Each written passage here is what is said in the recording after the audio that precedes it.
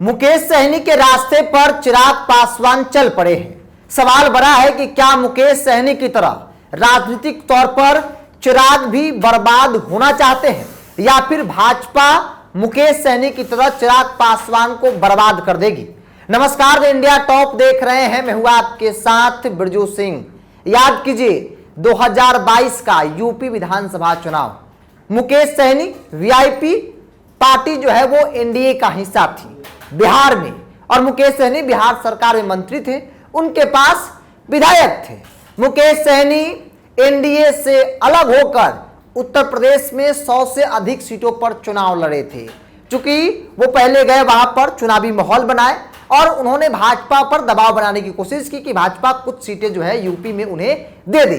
भाजपा ने जब उन्हें सीट नहीं दी तब जाकर मुकेश सहनी ने फैसला किया कि 165 सीटों पर विकासशील इंसान पार्टी उत्तर प्रदेश में चुनाव लड़ेगी, जो भाजपा के लिए एक मुसीबत बन रहा था। भारतीय जनता पार्टी नहीं चाह रही थी कि भाई बिहार में जिसके साथ गठबंधन हो उत्तर प्रदेश में वो पार्टी हमको डिस्टर्ब करे, जबकि मुकेश सहनी को बिहार में भारतीय जनता पार्टी ने न सिर्फ एमएलसी बनाया बल्कि बिहार सरकार में मुकेश सहनी मंत्री थे और वो उत्तर प्रदेश में जाकर योगी के खिलाफ चुनाव लड़े थे। परिणाम क्या हुआ? सबसे पहला परिणाम दिखा कि अधिकतर सीटों पर मुकेश सहनी की जमानत जब्त हो गई थी। नोटा से कम वोट मुकेश सहनी के उम्मीदवार को तब विधानसभा चुनाव में उत्तर प्रदेश में आए थे। उसके बाद जब योगी की सरकार बन गई, मुकेश सहनी जब बिहार आते हैं तो भारतीय जनता पार्टी ने उनका जो है वो इलाज कर दिया था। भारतीय जनता पार्टी ने पहले एमएलसी का रिचार्ज नहीं किया, क्योंकि भाजपा ने पहले कह दिया था कि अगर आप उत्तर प्रदेश में मेरा रास्ता रोकेंगे, मुझे डिस्टर्ब करेंगे, तो फिर हम आपको बिहार में रास्ता रोकेंगे। और भाजपा ने भी किया भी वही। मुकेश सहनी की पार्टी एनडीए से बाहर हो गई। उनके पास जो विधायक थे वो उनको छोड़कर भाजपा में शामिल हो गए थे। मतलब राजनीतिक तौर पर मुकेश सहनी पूरी तरीके से बर्बाद हो गए। मंत्रालय भी चल गई। मुकेश सहनी के जो विधायक थे वो भी उनका साथ छोड़कर भाजपा के साथ चले गए। तब से मुकेश सहनी सड़क की राजनीति कर रहे हैं और आज भी वो सड़क पर ही है। वो उठने की कोशिश तो करते हैं लेकिन उठ नहीं पाते हैं। अब जरा बात कर लेते हैं चिराग पासवान, जो एनडीए के सहयोगी दल हैं, लोजपा रामविलास के राष्ट्रीय अध्यक्ष हैं और केंद्र में मंत्री हैं, उनके पास सांसद भी हैं। चिराग पासवान लगातार नरेंद्र मोदी का जो फैसला है उसके विरोध में दिख रहे हैं। और इस बीच कल चिराग पासवान झारखंड में राष्ट्रीय कार्यकारिणी की बैठक कर रहे थे। उस बैठक के बाद उन्होंने ऐलान किया कि झारखंड में उनकी पार्टी 40 सीटों पर मजबूत है। ऐसे में अगर भारतीय जनता पार्टी से गठबंधन होता है तो ठीक है, नहीं तो फिर अकेले चुनाव लड़ेंगे। मतलब सेम स्थिति उत्तर प्रदेश में जो मुकेश सहनी का था वही हाल चिराग पासवान और भारतीय जनता पार्टी का झारखंड में देखने को मिल रहा, चूंकि इस साल झारखंड में चुनाव है। मुकेश सहनी तब मंत्री थे बिहार सरकार में और चिराग पासवान अब केंद्र सरकार में मंत्री हैं। नरेंद्र मोदी का पूरा आशीर्वाद है और उसी नरेंद्र मोदी के खिलाफ वो मोर्चा खोल चुके हैं। वो दबाव बनाने की कोशिश कर रहे हैं कि अगर भाजपा गठबंधन करती है तो ठीक है, नहीं तो भाजपा के खिलाफ जो है वहां पर चुनाव लड़ा जाएगा। 40 सीटों पर लोजपा रामविलास मजबूत है। अगर गठबंधन नहीं हुआ तो 28 सीटों पर तो हम चुनाव लड़ेंगे ही लड़ेंगे। इसीलिए सवाल बड़ा है, क्या मुकेश सहनी वाला हाल चिराग पासवान का भी होगा? क्योंकि भारतीय जनता पार्टी के अंदर खाने चर्चा तेज है कि जिस चिराग पासवान को सब कुछ नरेंद्र मोदी ने दिया, वही चिराग पासवान अब नरेंद्र मोदी के लिए मुसीबत बन रहे हैं। अब जरा चिराग पासवान के कुछ बयानों को भी आप मेरे जुबान से सुन लीजिए। चिराग पासवान ने कल कहा, उनकी पार्टी की तरफ से कहा गया कि 2014 में झारखंड में जब विधानसभा को चुनाव हो रहे थे तब लोजपा एनडीए का हिस्सा थी, भाजपा के साथ चुनाव लड़ी थी। एक सीट ही लोजपा को मिले थे, लेकिन तब परिणाम यह हुआ कि भाजपा ने झारखंड में सरकार बनाई। और वही जब 2019 में विधानसभा का चुनाव हुआ तब परिणाम क्या हुआ? लोजपा एनडीए का हिस्सा नहीं थी, लोजपा अलग चुनाव लड़ रही थी, जिसका परिणाम हुआ कि भाजपा सत्ता में नहीं आती है। मतलब चिराग को यह वहम हो गया है कि न सिर्फ बिहार में बल्कि उनकी पकड़ झारखंड में भी है। भाजपा की सरकार तभी बनेगी झारखंड में जब वो भाजपा के साथ रहेंगे।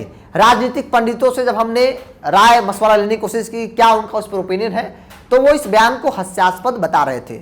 उनका मानना था कि चिराग पासवान सिर्फ पासवानों के नेता है और उनका जलवा असर सिर्फ और सिर्फ बिहार में है। बिहार से बाहर अगर वो ऐसी बात करते हैं तो फिर उन्हें राजनीतिक समझ या फिर ग्राउंड रिपोर्ट उनके पास नहीं है। और इसीलिए सवाल बड़ा है कि क्या मुकेश सहनी वाला हाल चिराग पासवान का होगा, क्योंकि मुकेश सहनी राजनीतिक तौर पर बर्बाद हो गए, सड़क पर आ गए।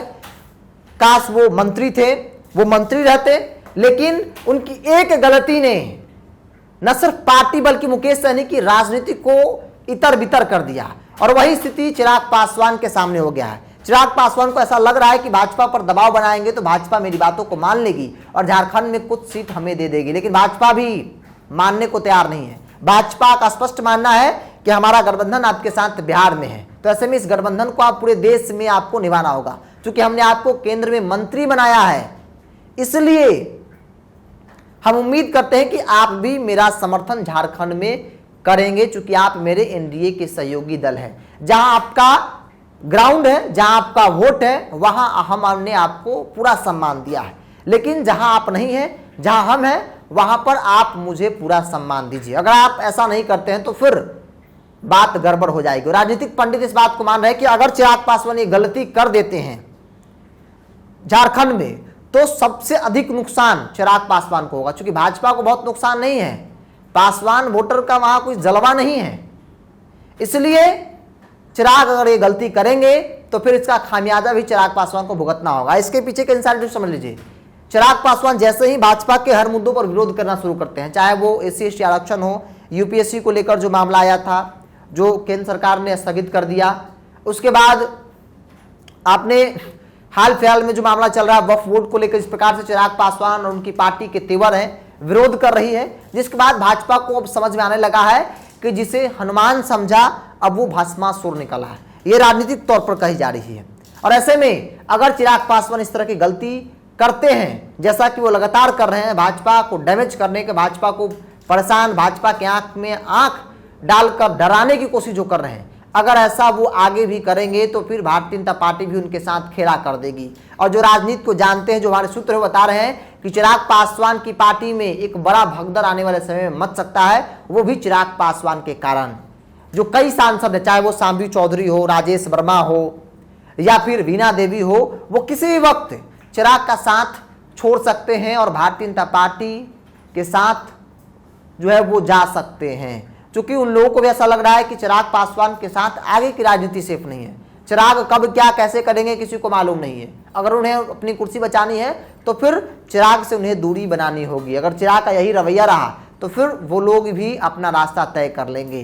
तो जो हमने शुरुआती दौर में आपको कहा कि भाई मुकेश सहनी की तरह उनके रास्ते पर चिराग भी चल चुके हैं, क्योंकि चिराग को ऐसा लग रहा है कि भाई भाजपा पर दबाव बनाया सकता है, लेकिन भाजपा पर दबाव बनाना इतना आसान भी नहीं है। अगर वे बनाने की कोशिश किए या फिर अकेले चुनाव लड़े तो कहीं ऐसा ना हो कि जो मुकेश सहनी के साथ कभी हुआ, मुकेश सहनी जिस प्रकार से बर्बाद हुए, वो हाल चिराग पासवान का भी हो सकता है। आप क्या सोचते हैं, क्या वाकई मुकेश सहनी के रास्ते पर चिराग पासवान चल चुके हैं? अगर चल चुके हैं तो क्या मुकेश सहनी वाला बर्बादी वाला हाल चिराग पासवान का भी होगा या नहीं होगा?